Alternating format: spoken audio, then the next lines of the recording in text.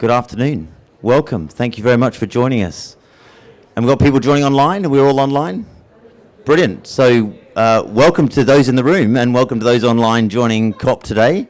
Some of you might have woken up very early in the morning or be late at night joining us, so thank you for joining us. So this session today is all about how our material is used and how it can be used more efficiently in a sustainable built environment. I'm Andrew Minson. I'm responsible for concrete and sustainable construction. And the top tip from the tech is not to hold the bottom of the microphone. So I'm responsible for concrete and sustainable construction at the GCCA. And I'll just, whilst my colleague drags in some more pundits from the crowd walking past, for those who've been at COP previously, at previous locations, but are joining online, my message from COP this year is that it's much like Glasgow was, in it's much closer and punchier. If you're in Dubai last year and you're now joining online, we were really separate, but this time we're much closer. Lots of people passing by, lots of interest in cement and concrete and decarbonising our sector. So before we get on to the speakers that we've got today, I just want to give you a little bit of flavour of what GCCA is more generally. On the left-hand side of this slide, you can see our members who produce cement and clinker from around the world. We represent the majority of production outside China, plus we have two key members within China, Huaxin and CMBM, China National Building Materials. We're really closely linked with our national associations and regional cement and concrete associations. We work very much hand in glove with them. Now, why does our material matter? Why are we here at COP? Well, I've just come from a UN pavilion, actually, and one of the UN agencies, UNOPS, a few years ago, did some work to investigate what role does the built environment have on delivering the SDGs. And I mean, many of you in the audience now have spoken to you this morning, and you're involved in the built environment. So right at the outset of this presentation, I just want to give you encouragement that you, as part of the built environment, are part of supporting 92% of the SDGs. So you can feel really, that you're doing a valuable thing. You're doing a worthwhile thing. That's not our figure, the 92%.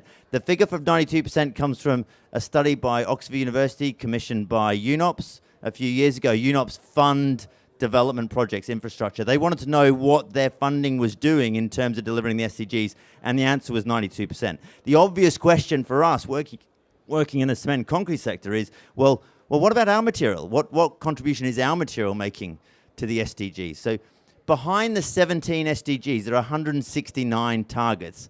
They're measurable targets. Governments are expected to measure their performance through to 2030 against these measurable targets. So UNOPS commissioned Oxford University to do the same assessment, but on the built environment. We did the same assessment using the methodology of the University of Oxford against our material.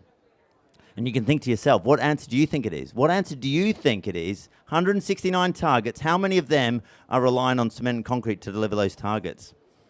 Sometimes I ask people to guess. I won't embarrass anyone.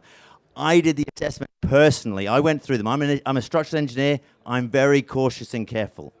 So I took a very low, conservative assessment of all of them, and I came up with a number of 81. I can guarantee that if you get one of your colleagues to do the number, you'll get more than 81, because I'm a very cautious structural engineer.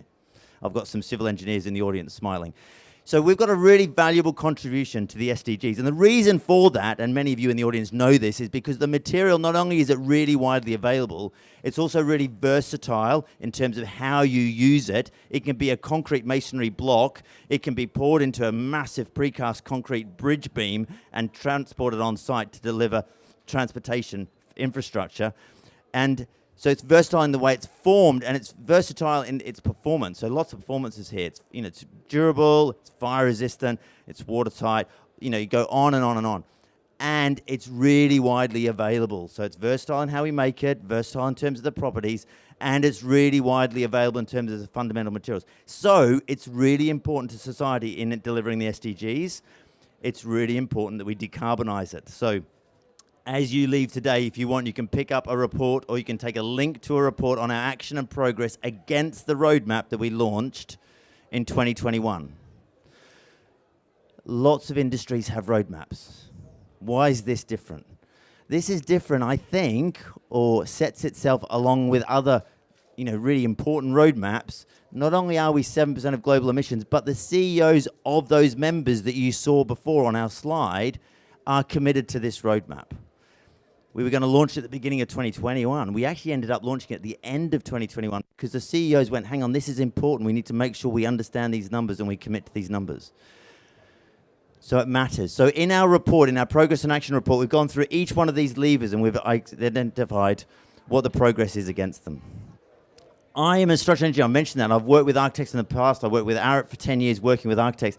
And so the bit of this that I'm excited about, the bit of this that we're talking about today is the top of the graph. You can read on the top 22%. That's the role of the design and the construction community in using the material more efficiently.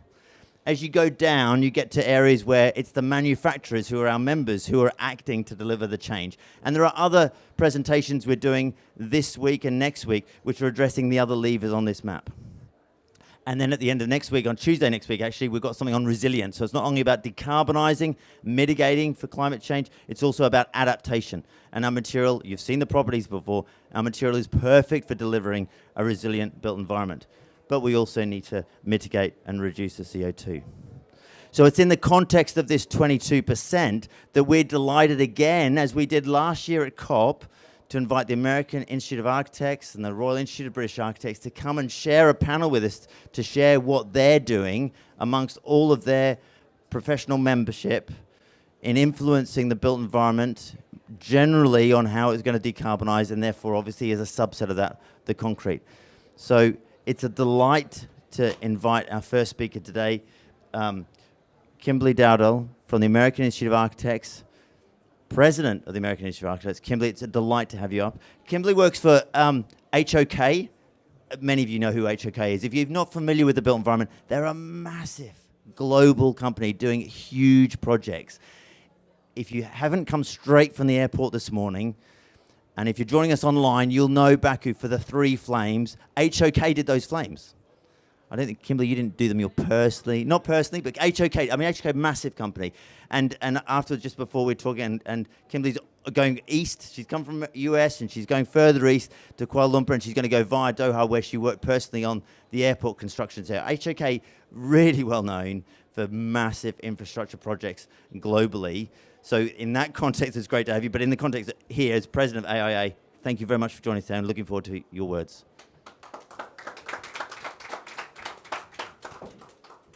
Thank you. Good afternoon, everyone. Thank you, Andrew. Appreciate the introduction and the context setting. So again, my name, as it suggests here, it's not a suggestion, it's a fact. My name is Kimberly Dowdell. And I'm the 100th president of the American Institute of Architects, which is the largest design organization in the world. We have over 200 chapters, mostly in the United States, but also increasingly globally. And our mission is to empower and inspire architects to improve society and transform the world. And that's actually part of why we're here.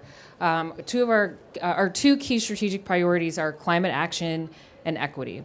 And so obviously COP is hyper-focused on climate action. And one of the objectives that I have here at COP is to get people to stop asking the question when I say, oh, I'm an architect. They're like, why are you here? As I think most of us know, which is probably why we're at this session, 40% of carbon emissions are caused by, our built environment. And so architects and engineers and all of our partners in the built environment, we have a responsibility to help contribute to the solution.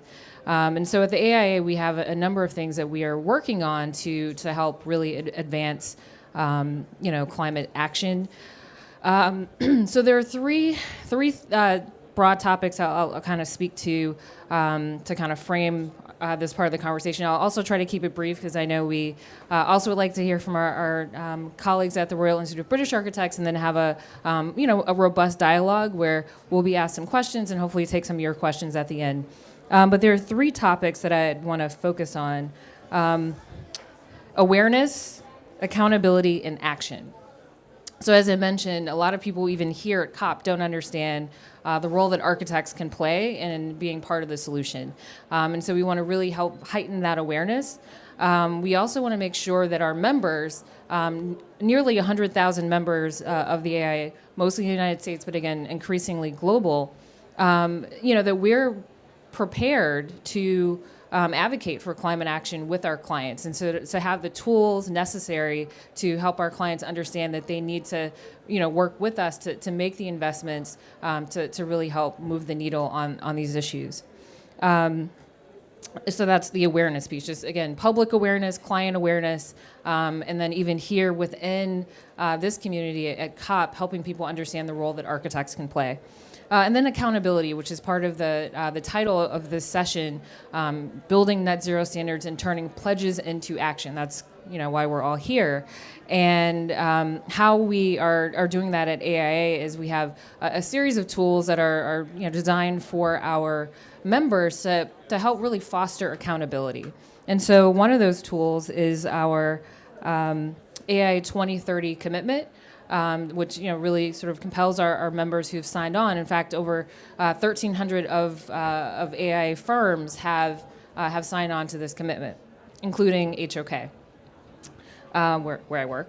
And the 2030 commitment was established 15 years ago, and we're proud of the work that has been done to kind of really get firms to design to the goal of zero emissions by 2030, but there's still a long way to go. And so what we do at AI is we provide tools and training and a support network to help our member firms really be able to make progress.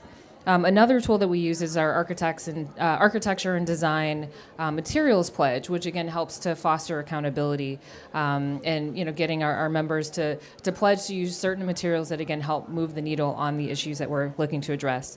We also have our Design Data Exchange, or DDX, which again helps people to really sort of log the information about materials that are being used and just different sort of technical aspects of the work that we're doing, so again we can better measure what we're doing. In fact, there's a famous quote that you can't manage what you don't measure, and so really a lot of the tools that we've established over the years is really to help our members better manage progress, so that we can better measure progress so that we can better manage it. And then the last piece that I'll talk about at this moment is action. So again, we've covered awareness, heightening awareness, accountability, fostering accountability, but how do we drive action? So one of the very specific things that we're doing, well, actually I'll mention two.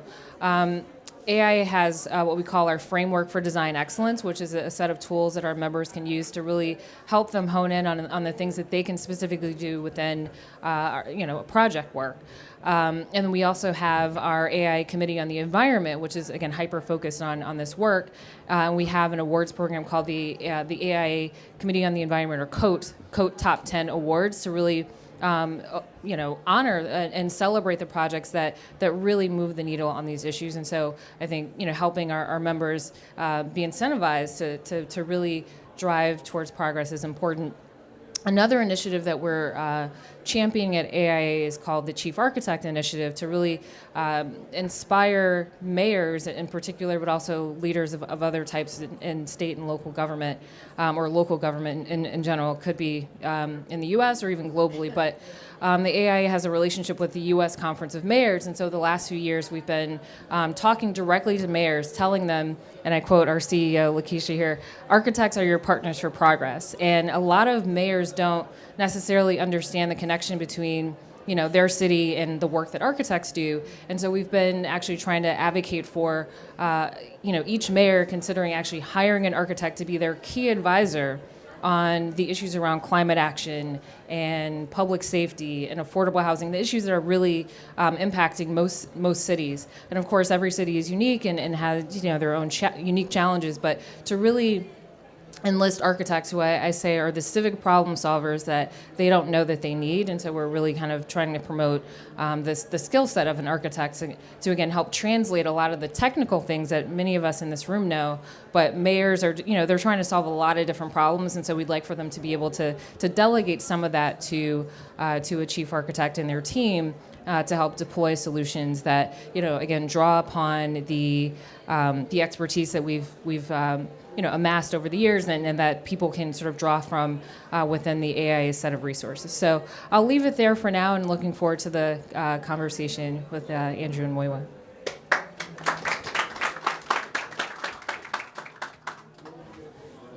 Kimberly, thank you so much. That was great.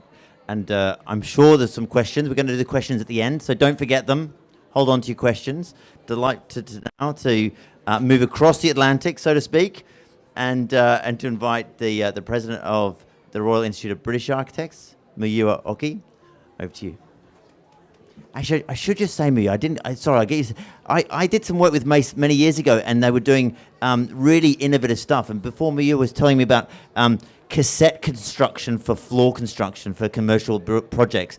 So if you're involved in projects, one of the key things on the 22% that people can do is look at the slab construction. The horizontal construction is where actually above ground level, that's where the majority of the embodied carbon is. So if you can do something clever in your floor slab construction, then you're going to be addressing some of your embodied carbon issues. And that's exactly what you're doing with your cassettes, which is fantastic. But that's not what you're here to talk about. But afterwards, we can talk about that, because that's really interesting. But so is this. Mia, over to you.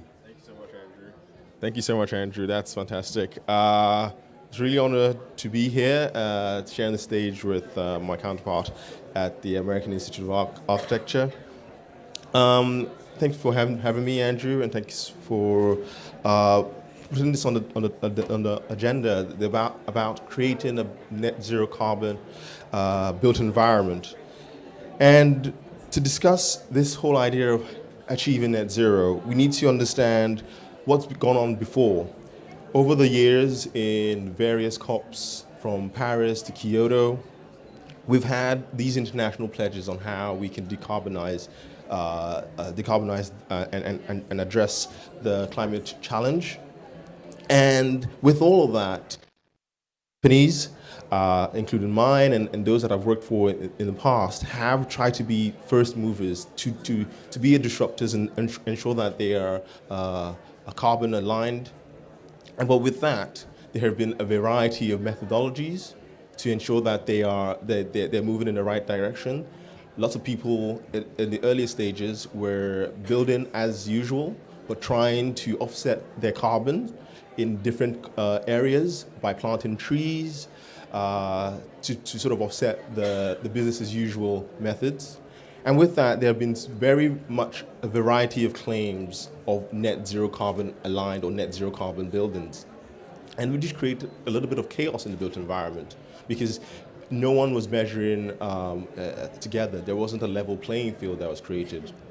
We've seen that in the UK, and at RIBA, working with our partners in the built environment, other leaders in the built environment, has set up a new standard that definitively addresses this issue.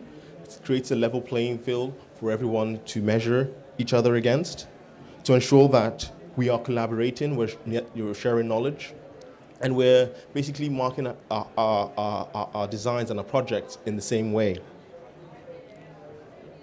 So, because of that barrier to progress, okay. Because of that barrier, no single agreed methodology to verifying as net zero carbon building, we saw a hole in the industry and sought to fill it. And this is when we launched the UK net zero carbon building standard.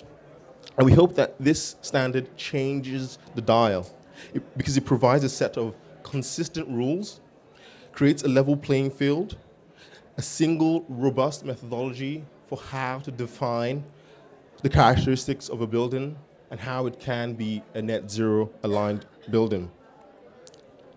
It's in line with the UK's carbon budget, and it provides that rigorous verification process that aligns to the 1.5 degrees decarbonization pathway. And to achieve this standard, we had two work streams, one top-down and one bottom-up. The bottom-up workstream used benchmarking, it used case studies, modeling to create performance levels. And those performance levels using the technical evidence they created from the case studies, is now sort of the benchmarking that underpins the standard. The top-down workstream established the relevant national carbon and energy budgets to define what the built environment industry needs to achieve to play its part in achieving net zero in the UK. So the outputs from these workstreams have been combined to create the limits and the targets for the standard. And then the standard is not mandatory because it's not a government document, but it's because it's led by the industry for the industry. It has mandatory requirements for building performance, for construction quality, which are very ambitious, but because it's designed by all of us, we believe it's achievable. They cover a lot of things, a range of topics from upfront carbon, operational energy use, avoidance of fossil fuels, renewables, as well as refrigerants. It also covers all major building sectors from homes and houses to offices, from hospitals and healthcare sector to logistics and data centers. We released the pilot version in September this year, and we're encouraging everyone in the built environment to use it because it contains those technical details on how a building should meet the standard. It includes limits, what targets buildings of various types need to meet, and it also creates that technical evidence to demonstrate how a building designer, a building procurement person can report on their alignment to the standard. It's for everyone to use, for those who want to procure, design, fund, or even specify a net zero carbon aligned building. And it can help you inform the investment framework, the budget envelope, create or get a sustainable finance, as well as lending and debt decision making. And for those who are buying or leasing projects or buildings, it also provides a certain level of certainty and clarity about what you are getting when you're being promised a net zero carbon building. And it's an in-use standard, so that means the building needs to be in use for at least a year, occupied, so that there's a measurement of in-use energy data. Because we understand, again, with the claims earlier on in the past decade about net zero carbon building in construction, that never really translated into the operational energy side. And with access to the standard, it'll help equip the industry to understand how we can operate buildings to be net zero carbon aligned. And hopefully we can drive positive change in our climate goals. We're incredibly proud of the standard and incredibly proud that it's a joint effort in the industry. We also would like to say thank you to all our industry experts and industry colleagues, the volunteers that supported the development of the standard. And it's, because we're in an international stage, I would also like to encourage other international national international jurisdiction to think about how to create a level playing field, learning lessons from us here in the UK, in finding a sort of a collaborative effort from engineers and architects and such to define what a net zero carbon building in your jurisdiction should and must look like. This standard represents a unification of the voice in the built environment. It helps us tell us that, those who design, those who procure, those who use or even regulate buildings, the time to act is now. Thank you.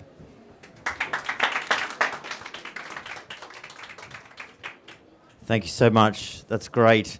So hold on to questions that you have for Muyua on that net zero building standard. I'm going to talk just briefly about product, and then we'll get into a discussion, because we heard about measuring to manage from Kimberly, and we've heard about a building level standard. These are some of the position papers we've published. If you go down to the bottom of this list, you can see that we've got cement definitions and concrete definitions for low carbon, and we've just released those, and we've worked on those with in mind them being adopted by the Industrial Deep Decarbonisation Initiative, which comes out of something called Clean Energy Ministerial, which is governments working together, and a subset of those governments working together are these listed here, who are part of this Deep Decarbonisation Initiative, which are talking exactly what Kimberly and Muyo have been talking about decarbonising buildings at building level.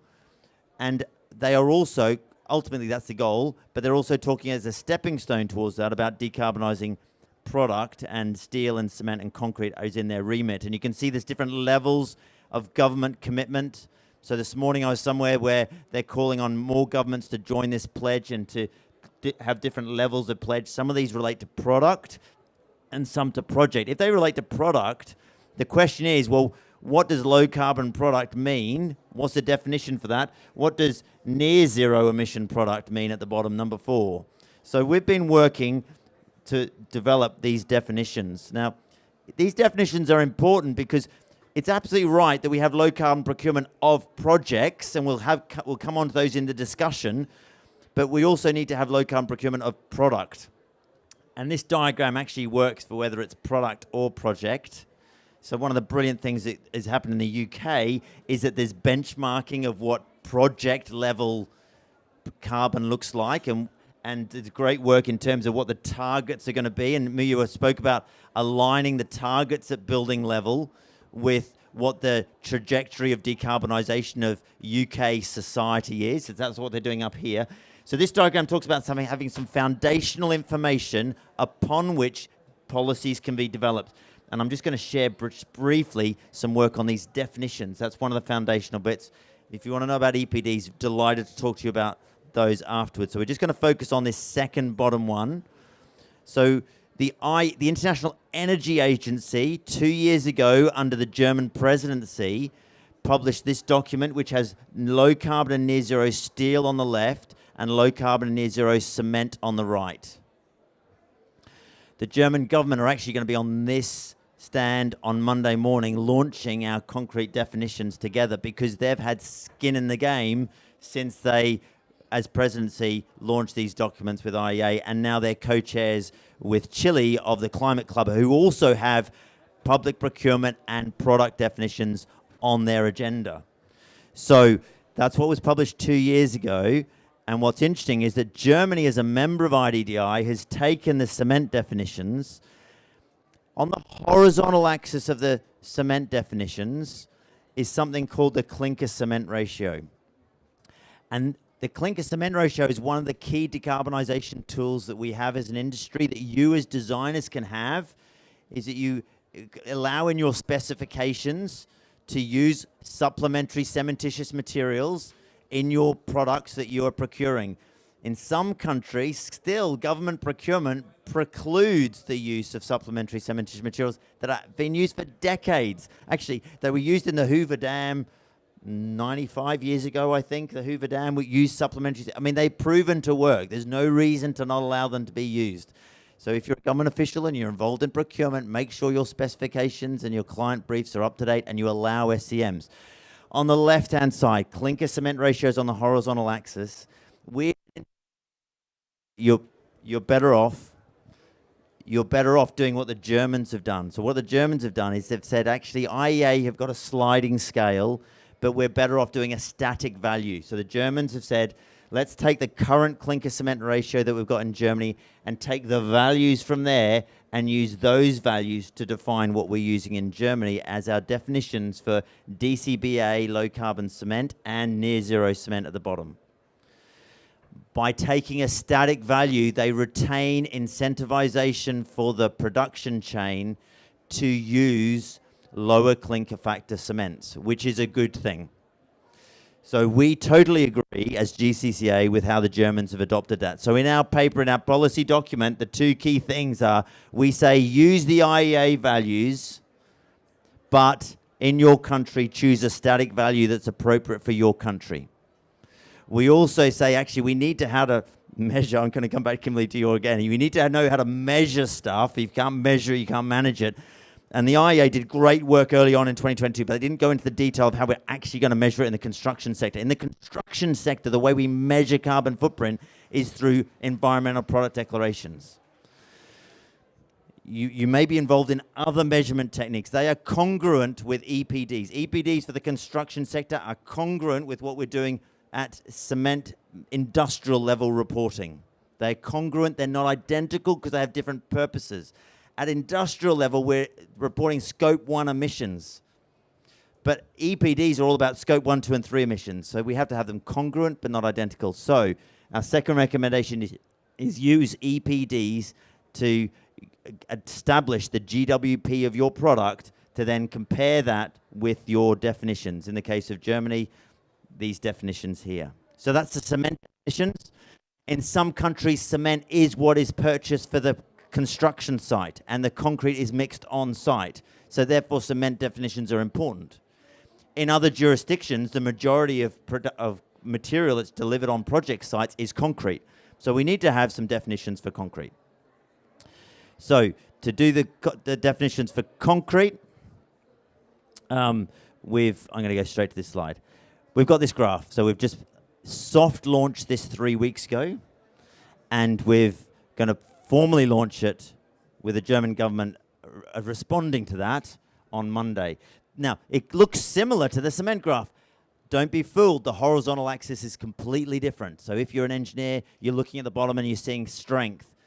The higher the strength of the concrete, the more cement you need, and therefore the higher carbon footprint. So it wouldn't be right to define low carbon without actually differentiating between different products. So we differentiate different products by strength. We build, so these concrete definitions are congruent. I'm going to need some water, Paul. Paul, are you there? Excuse me, water. So these concrete definitions are congruent with the IEA cement definitions in these ways in black. You can read all about this. The concrete has some particular specialities which we need to address.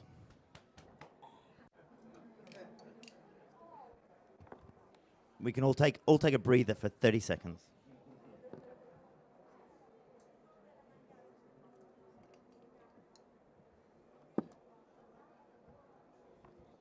So let's read this green text together.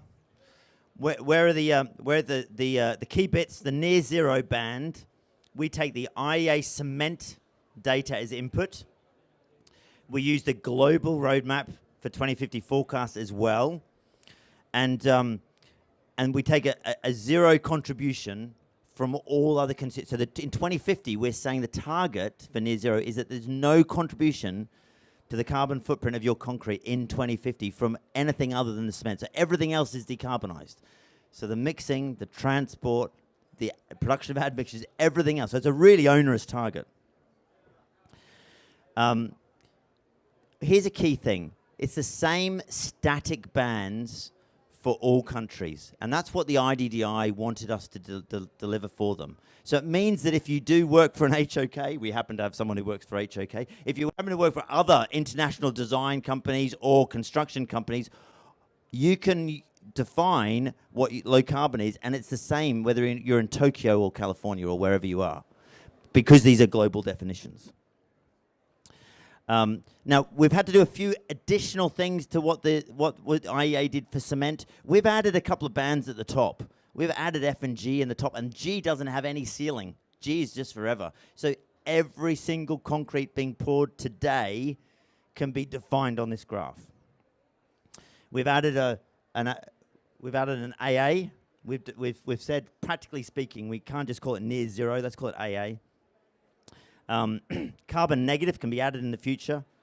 Compared to cement, it's categorized by strength. So how could this be used? How could it be used by country? The key thing is the definitions are separate from the targets. The left-hand graph you've seen, let's choose one strength to create the graph on the right. The horizontal axis on the right is no longer strength, it's now time. We would expect the target over time to get more ambitious and onerous. So you can see that for country A in red, it's starting at the top of E and it comes down to the top of AA. But country B may have already progressed faster and further already, so it starts lower. It may be more sophisticated in how it sets its targets, splitting the bands. Countries can set their own targets and overlay them on the global definitions. They may set their targets, they probably will set their targets by looking at what their industry benchmarks are.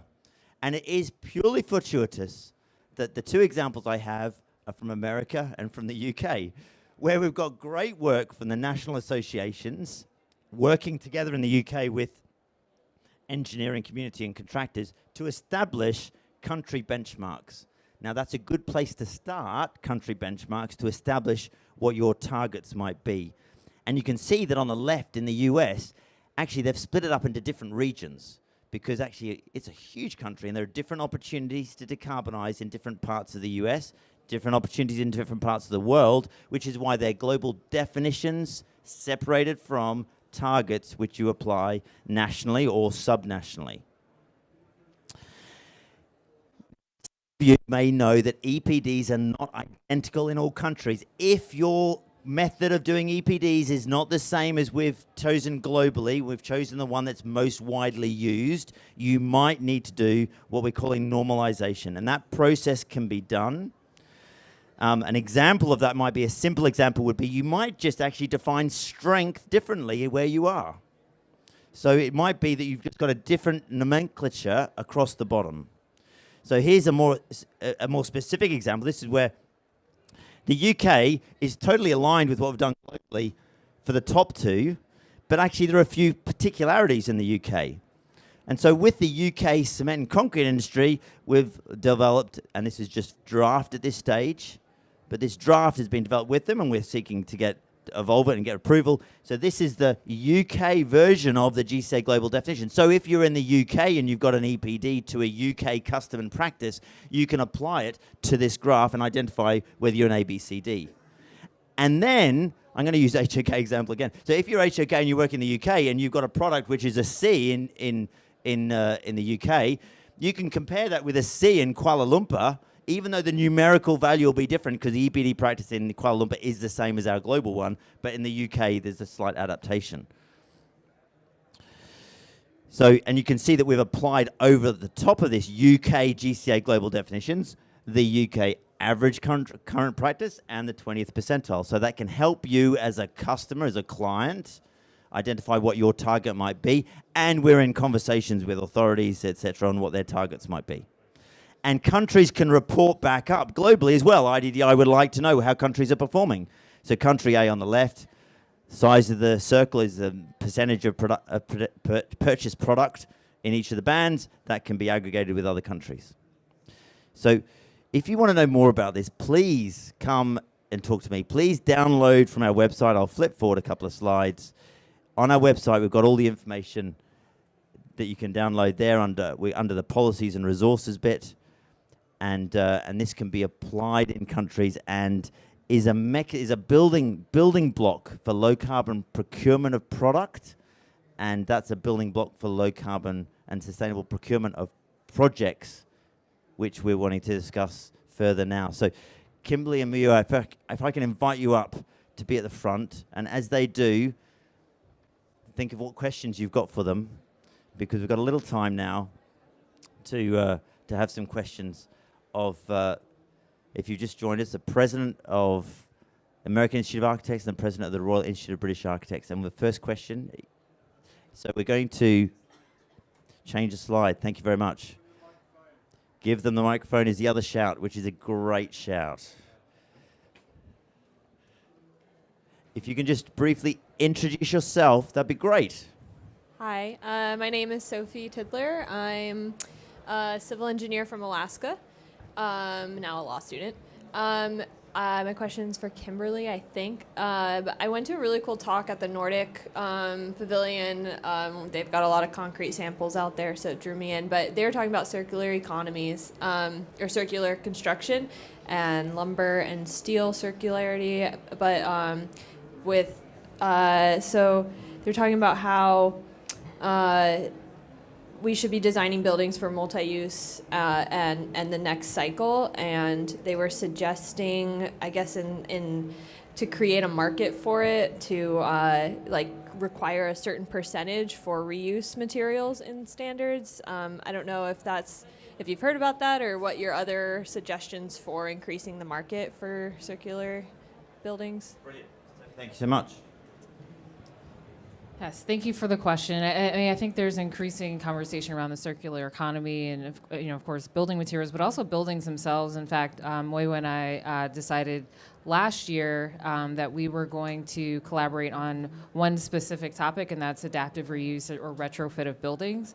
And so I think there's a lot of potential if we just look at the existing building stock, and two of the biggest emitters, the U.S. and the UK, taking the building stock that we already have. I think there's the famous quote that I've been saying a lot this week. The most sustainable building is the one that already exists. And so really focusing our energy on helping our city leaders reinvest in those actual buildings and finding a good, sort of future use for those.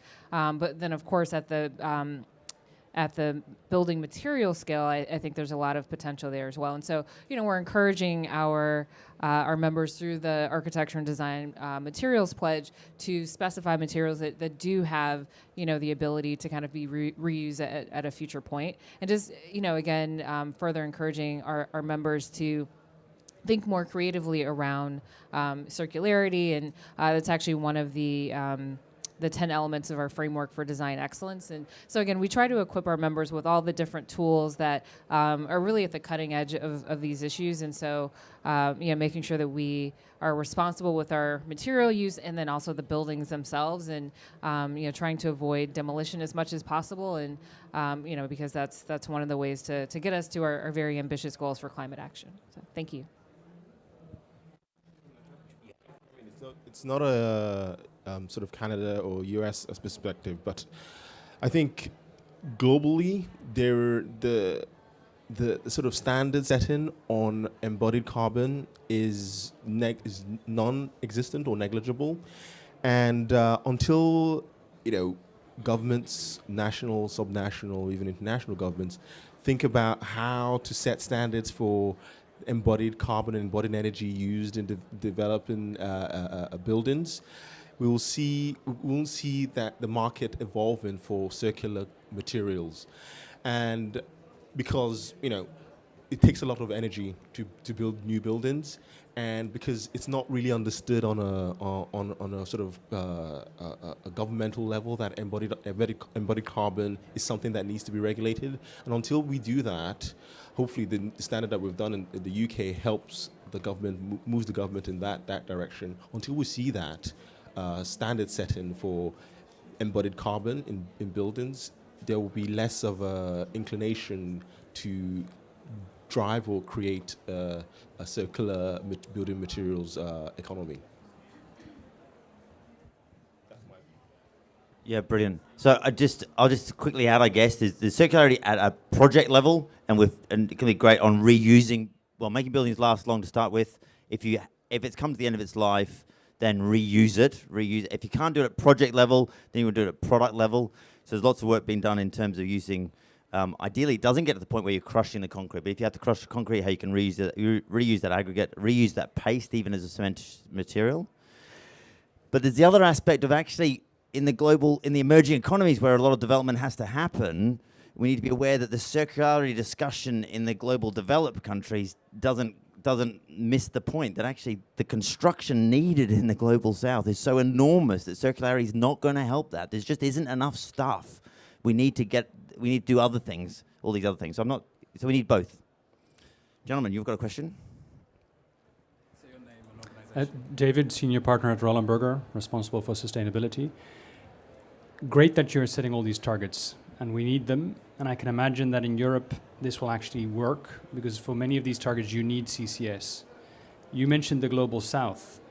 How is this going to work in the Global South, where there's no financial incentive? In Europe, we have ETS.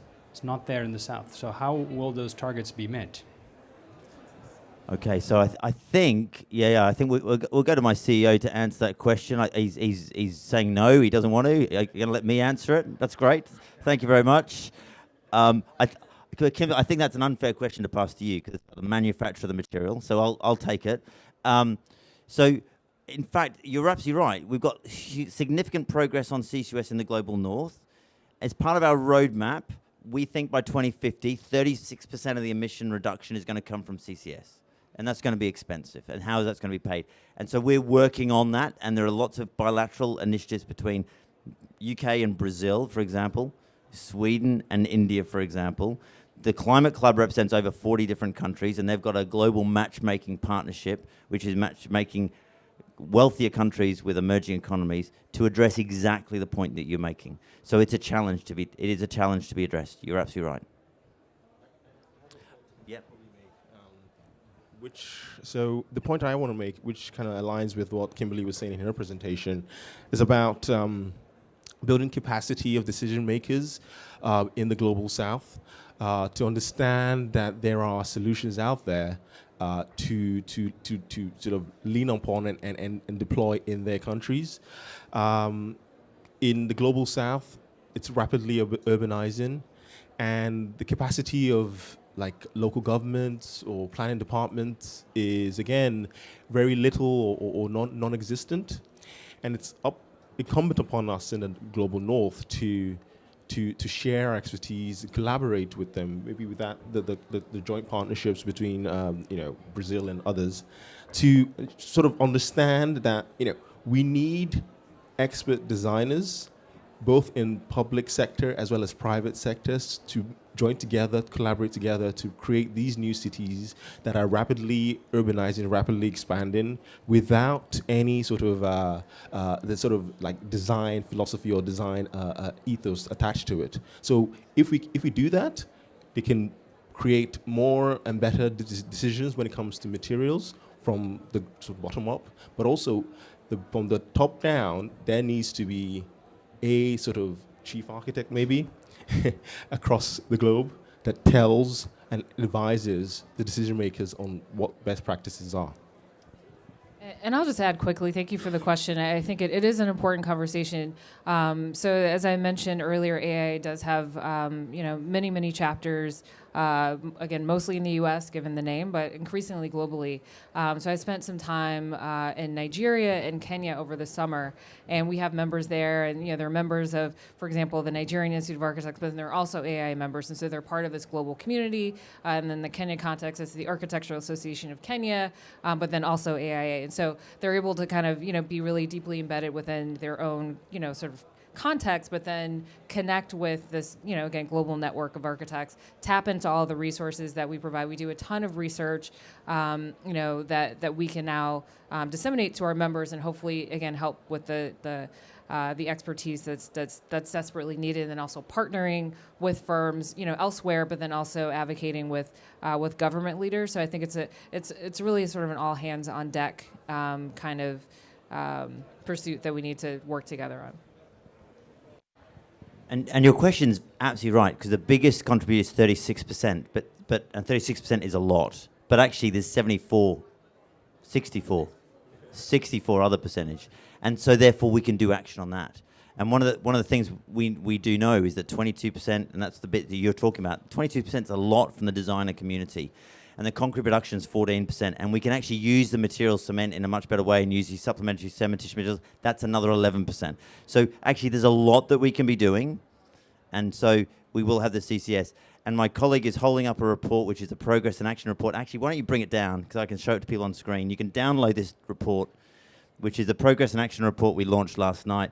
It goes through the roadmap. It goes through the progress against each of those levers. And you can see that, you can see the great progress that is happening on that 36% in the global north. So that's great news. We do need to get the financing in place to do it in the south. We can still do things in this decade to decarbonize our sector. Gentlemen, I think you have a question? Say your name and organization first. Okay. Thank you for your presentation. I'm Eklu Ferdinand from National Meteorology Service. Okay. I want to know if you're outgoing, go to the French countries too. Because when I see your presentation, I don't see the French country in. Okay, thank you. Do you want to take that now, or do you want to think about it for a second? Yeah, think about it a second. That's fine. So, as a global cement and concrete association, we are active in basically all countries. So the map here is from the American Concrete Institute. That gives me an opportunity to advertise the next event that starts at 2:00, where the American Concrete Institute and their initiative New will be presenting. So that map is where the ACI are. So you can come back then and ask your question about what they're doing to the French speaking. I'm sure they are. And we as a global association, our member companies are on the board there and our associations, and we've got pretty wide representation globally. And my CEO happens to be from France, who's going to answer this question. Yeah, the CCUS, I mean, somebody has to answer in my place. So we are actually in discussion now with association on a number from, in particular, Senegal, on the whole West Africa. And in particular, I mean, some big groups should join us very soon addressing the issue. But we already have from Africa, Dangote. I mean, they are in part of the in the French area, and also we are in discussion also with additional group in the West Africa. So I mean, we really try to build up the relationship with Africa in general. I mean, this is really for us an important part. We have a long exercise of doing the roadmap. I mean, that was what we presented before. For Africa specifically, we have a partnership with EPFL, the Lausanne University, which is also a French-speaking part.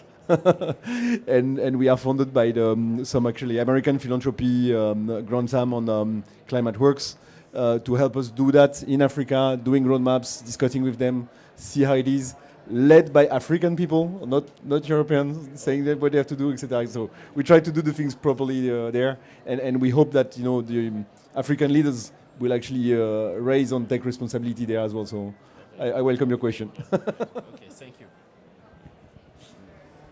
Yeah, we'll go right to the front here. Hi, I'm Emily. I'm from Warren and Marnie, which is an architecture practice in Australia and New Zealand. I really liked the way that you spoke to awareness at the beginning and the importance of public and client awareness on getting architects involved with the sustainability and getting engaged with the process. I was wondering if you could both talk a little bit more as to how institutes can do that and how architects in the industry can also help light that fire within the industry to get more of a sustainable future going. Brilliant. Thank you so much. Great question. I think awareness is one of the things that we need, not just within the industry, but more broadly. Yesterday, I spoke on a panel and I quoted Captain Planet, which, if you're a very specific age, you know who that is. But if you don't, it's a cartoon from like the 90s.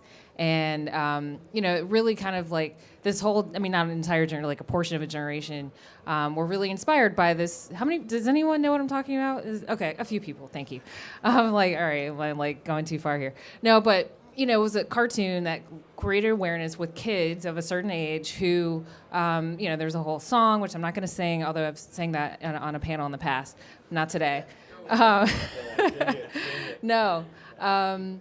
But it really talks specifically. The series talks specifically about what the power. Like one of the sayings that was, "The power is yours." Like individually, we can all kind of contribute. With recycling and saving water, all the things that we kind of know at an individual level. So I think we actually do have to start with kids. I think we have to create more awareness with youth. So that, because it's all of our problem, but they're going to inherit it even more drastically. So I think that's part of it. So with AIA, we have what's called Architecture Week in April, which we go into schools and speak to students about architecture and sort of the mission of AIA, which again deals with climate action and kind of help create awareness there. So that's one piece. Also, I think at the sort of collegiate level, helping to train architects and engineers and others in the built environment on what specifically they can be doing, like really upping that technical expertise so that they can get into the profession and move the needle even further. And I think also that government, city, county, state, other local types of government, and of course national government, advocacy. And so helping our leaders to understand that the decisions that they make, the funding that they deploy, the spaces that they help to facilitate, it's partly their responsibility in partnership with the architectural or the AEC community in general, architecture, engineering, construction, to again work toward those goals. So it's all the entire spectrum from youth to leadership and everyone in between. Well, I was thinking about this, and I think on the RIBA REBA side, we have been trying to build confidence with our membership to ensure that they have the tools, capacity, and the sort of the confidence to talk about climate issues. We do that too. Yeah, and one of the ways that we're doing this is through a climate literacy test. I think it's called a test anyway, but it's a bit of like a knowledge hub for understanding what it means to be part of the RIBA membership. To be a chartered member of the RIBA is partly to do with your climate literacy skills, and hopefully that we rolled this out, I think, this year, and it's going to become mandatory as the years go by. To be a chartered member of the RIBA means you have to have these sort of competencies, core competencies in climate literacy, and that will help give confidence to architects, to want to be part of the RIBA, to part of the institute, but also ensure that when they go out to the marketplace, they are confidently talking about what the capacities the building needs to do to be able to be advocate for a more just, more net zero carbon built environment. So that's something that we're doing specifically on the issue. I'm going to answer a slightly different version of your question. You didn't ask this, but I anticipated, and so it kind of ties in. So I'm from the American Institute of Architects, which is based in the United States, and we obviously had an election last week. And so a question that I anticipate is how will national policies probably taking a turn, how will that impact things? And so the answer to that, in part, is focusing on state and local government, where we have a lot of energy that's already sort of built up in 24 states in particular, and of course many cities around the United States that are going to sort of move this work forward. But again, it's important that there is greater awareness about how to speak to these issues without necessarily using certain words. Like, instead of maybe using carbon in the next 4 years, maybe we start to focus a little bit more on how we can articulate some of the same concepts, relative to, profitability or return. So I think we have to sort of know our audience, especially at the national level, and convert some of the words to better resonate with those who are in leadership. But again, continue the work relentlessly, really double down, especially in the context where there is the greatest level of support. So brilliant. We have just run out of time, but are you guys around for a little while? Can you stay for a few questions? Yeah, great. So if you've got some questions we haven't got to, do come up, ask questions. Delighted you've been able to be part of this event today. You have achieved, I think, your objective of raising awareness of the role of architects in contributing to decarbonisation of the built environment. So thank you very much, and if you can join me in thanking our speakers. Our next event is at 2:00. It continues the built environment theme with the American Concrete Institute and New speaking together with one of our producer members, Cemex, on decarbonisation of the built environment. So do join us for that.